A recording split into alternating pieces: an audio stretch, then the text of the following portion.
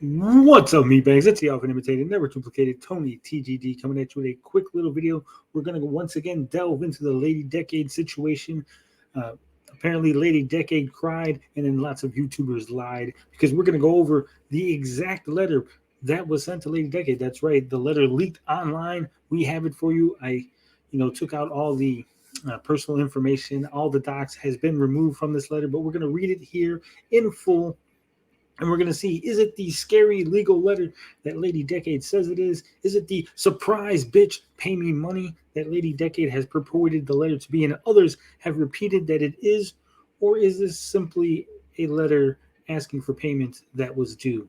We'll let you decide. But first, theme music. Hey, hey, get out of my way. This used to be the hot thing, so you might as well stay. It's time to listen to the geeking away.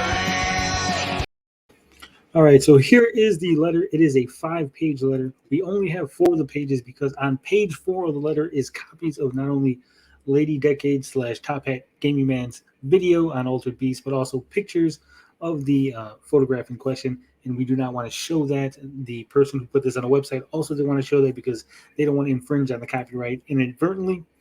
So we don't have that page, but we have the other 4 pages of this 5-page letter. As you can see, the first big chunk is all whited out. It's all been removed because that is the address of Top Hat Gaming Man's brand manager, has their names, their legal information, stuff like that. Things we don't need. I also got rid of his last name in the dear part. So it says without prejudice. That's the opening of the letter. That means, without prejudice. And it's self-explanatory. It says, Dear Mr. Blank, it has come to my attention that you have made an unlicensed use of one of my photographic works. The photograph in question, my portrait of the late Ray Harryhausen, has been included in a video titled Altered Beast, the Game That Refuses to Die, Retro Gaming History, as published on April 4th of 2021, where it is displayed from the timestamps 235 through 239, inclusive at a resolution of 1920 by 1080 pixels. And then he puts the YouTube link. Screen capture of above as item number 1 on page 4 of this letter. So that is one of the images on page 4 that we do not have access to. Then says, a copy of this video file has been retained on my systems to serve as evidence of your published use of my work. My photograph of Mr. Harryhausen was provided under license to the New York Times via my former agent, Wire Image, a wholly owned subsidiary of Getty Images, on May 7th of 2013. However, it was removed from Getty Images' distribution network on November 11th of 2013, owing to my decision to terminate my contract with Getty on that date. And since then, my portrait photograph of the late Mr. Harryhausen has only been available from my own archives. So you can't get the picture from anywhere but his own archives. You can only get it directly from the individual here, Mr. McNeil. It says the New York Times published use of my work may be viewed at the following URL, where you will note it is accompanied by a byline credit clearly stating Martin McNeil, Wire Image via Getty Images. We did show that when we looked up the letter, when we went ahead and looked at the New York Times website, that Lady Decade herself admitted to using, that image from the New York Times website. And it has the link to the New York Times website. It says screen capture shown as item number 2 on page 4 of this letter. Again, it is just a picture from the New York Times website showing the image and the byline. So this is page 2. It says my photograph of the late Mr. Harryhausen is available for licensing from my archives per the following URL. And then it's got the URL for the archive. Should you be unfamiliar with the specifics of UK copyright law relating to photographs, the Intellectual Property Office has a clear information available via their website at the following link. Through this information, though this information does not constitute legal guidance and merely provides an overview of general aspects of copyright relating to use of still images in online media. Basically, what he's saying is, hey, if you're unfamiliar with things, I can point you to a government website that will give you a little bit of information so you can, get some more knowledge, but it's not legal advice. I'm not giving you any legal advice, and neither is the website. It's just a government website for information.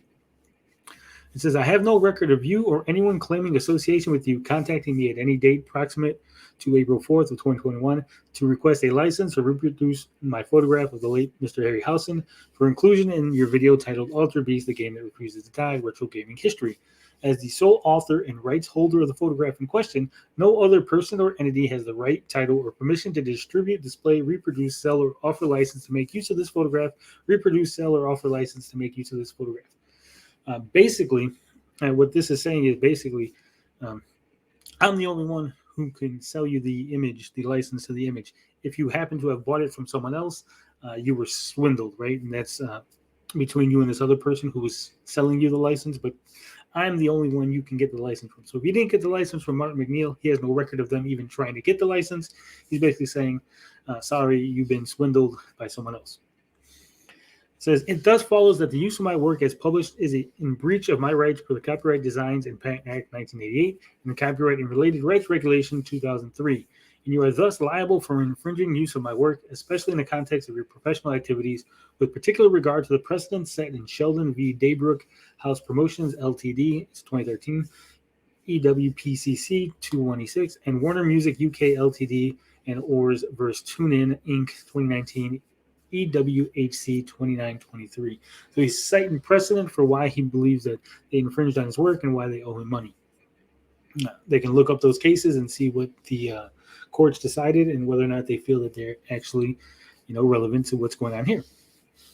Based on the size, duration, scope, and other factors relating to the published use of my work, my lost licensing revenues are calculated to be at least £470.52, with the specifics used to calculate this fee shown as item 3 on page 5 of this letter. So on page 5 of the letter is a calculator showing how he came up to this £470.52 amount. It bears mentioning that this fee represents the undiscounted rate that would have been charged if a request to use my portrait photograph of Mr. Harryhausen has been made in advance of publication for the duration of actual use to date and does not reflect the heads of damage, cost, and statutory interest that would otherwise be available to me if this matter were litigated. Basically, what he's saying is, this is what I would have charged you had you came and sought me out prior to you making your video. This is not what would end up being charged if we go to court, because if we go to court, I'm going to have to incur damages and all the other stuff because you used it illegally and, we couldn't come to an agreement. It says, if the fee is promptly remitted, I will consider the matter resolved. Such payment would form a retroactive license for the prior use of my photograph of Mr. Harryhausen, and I could furnish you with a combined invoice/license document to this effect. So basically what he's saying there is, if you pay the fee, I will give you a retroactive license, meaning that the license will be in effect from when you published the work until now, so you won't be in any violation of the law. And I will give you documentation, invoice for the payment and the license documentation. So you'll be all set. So nothing really scary here yet. I'm not getting any scariness. So this is page 3, which is a very small page. This message is sent by way of efforts to settle this matter outside formal actions without prejudice to my rights and claims, which are expressly reserved, and I look forward to your reply no later than 2 weeks after you receive this, your receipt of this letter. Sincerely, Martin McNeil, and it has the website for his photograph. So again, nothing scary on this. This is page 3, that's it. That's the whole page.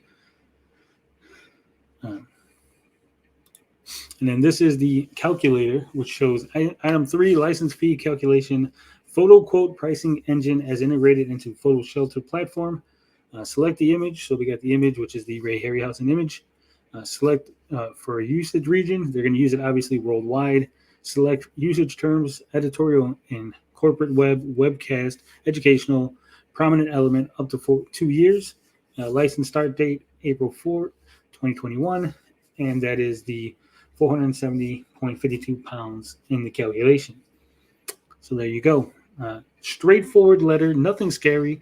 It's not even a lot of legal jargon. It seems like a basic letter just saying, hey, you accidentally used my thing. You never contacted me. Here's some precedent on the case. Here's what you owe me. Here's how I came to that number.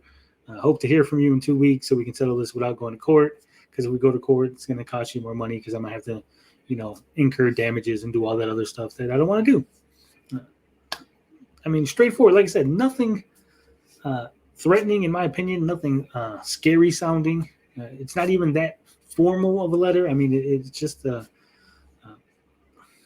basic letter letting people know, giving them the information they need. in order to make a decision whether or not they want to go ahead and try to fight this or just pay the fee and get it over with. Now, several YouTubers, including Quartering, Tipster, smaller YouTubers, they all basically said that Lady Decade was in the right. They were defending her. They said that she, was being extorted, blackmailed, throwing around a lot of buzzwords, a lot of big words, big scary words. Poor lady was crying, and that touched their heartstrings, and they had to go out there and defend her. But they're wrong. They're wrong. And now one of them has been made aware of this letter that it had leaked online. That person is Tipster. So this is the YouTube Lady Decade extorted by copyright trolls. So not only did Tipster say that the guy was extorting Lady Decade, but that he was a copyright troll. And as you can see, someone said, at Tipster, have you seen the legal letter? Lol, common they used you in their grift. And Tipster's response is, cope, crybaby, lol. So he's not even taking this serious. He's not even treating this as a serious matter. I mean, he's been made aware of that the letter exists, that people can see that Lady Decade and Top Hat Gamer Man have been full of shit in this whole situation. But he doesn't care. He made his money. He got his views. He got the little bit of change that he gets from pumping out that video. Really, that's all there is to say about that. Let me know in the comments if you think this was a scary, legal-sounding letter that would, make you piss your pants and turn on a YouTube video and cry about, or is this just a basic thing that you would take and say, hey, I owe this guy $470. I should probably pay that. You let me know. Love, peace, booty grease. I'm out this bitch.